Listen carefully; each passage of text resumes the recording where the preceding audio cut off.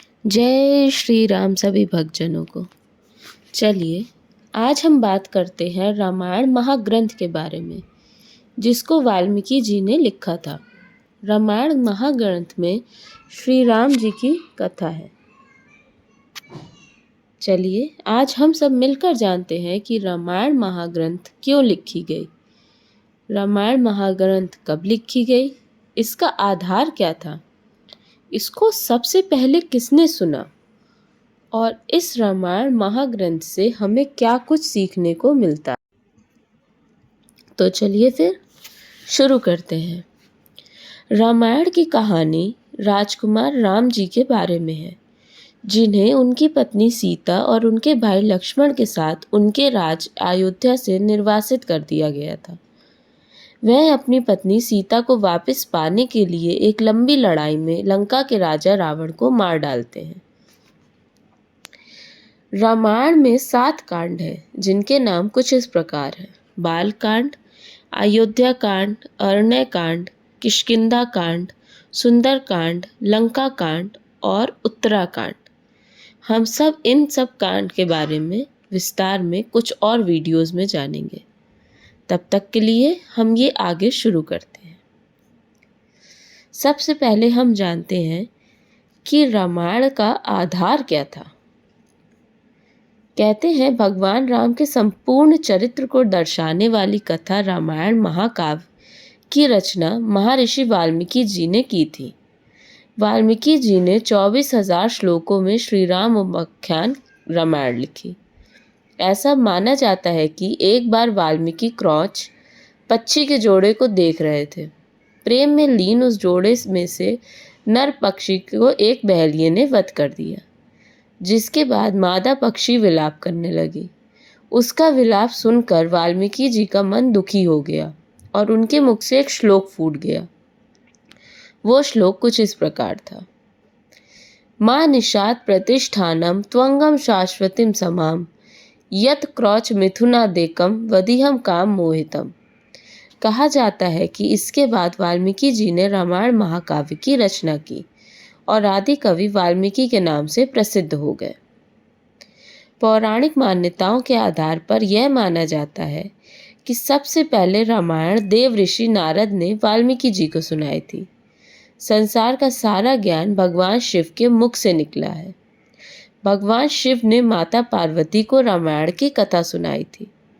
माता सती के साथ उसे काकभुसुंडी नाम के कौवे ने सुना और उससे नारद जी ने रामायण को सुना। नारद जी ने जब यह कथा वाल्मीकि जी को सुनाई, तब उनका हृदय परिवर्तन हुआ और उन्होंने रामायण महाकाव्य की रचना कर दी। चलिए अब हम जानते हैं कि रामायण से हमें क्या कुछ सीखने को मिलता है और हम मनुष्य को अपने जीवन में इससे क्या सीख लेनी चाहिए। वैसे तो रामायण से हर इंसान को कुछ ना कुछ सीखकर अपने जीवन में अच्छी बातें शामिल करनी चाहिए। इससे जीवन का स्तर बढ़ेगा, वहीं अच्छे गुणों के प्रभाव से हर कामों में सफलता मिलेगी। तो चलिए कुछ सीख के बारे में हम लोग जानते हैं। पहली, विविधता में एकता। विविधता में एकता रामायण की एक सबसे बड़ी सीख है।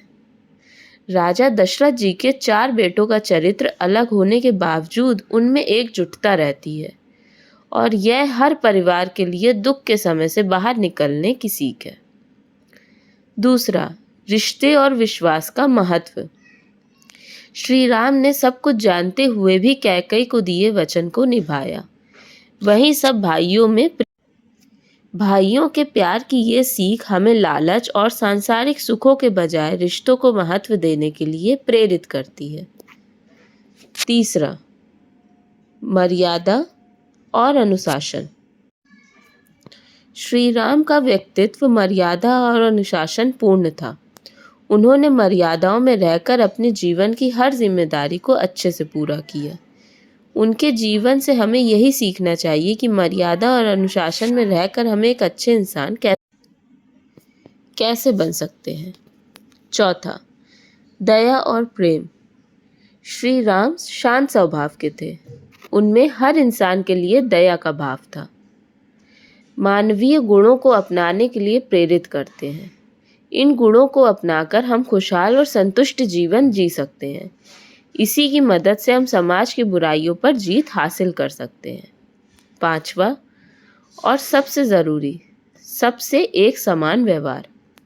भगवान राम का विनम्र आचरण और सभी के प्रति सम्मान का भाव हमको सीख देता है कि हमें पद, उम्र, लिंग आदि के भेदभावों के बावजूद सबसे समान व्यवहार करना चाहिए।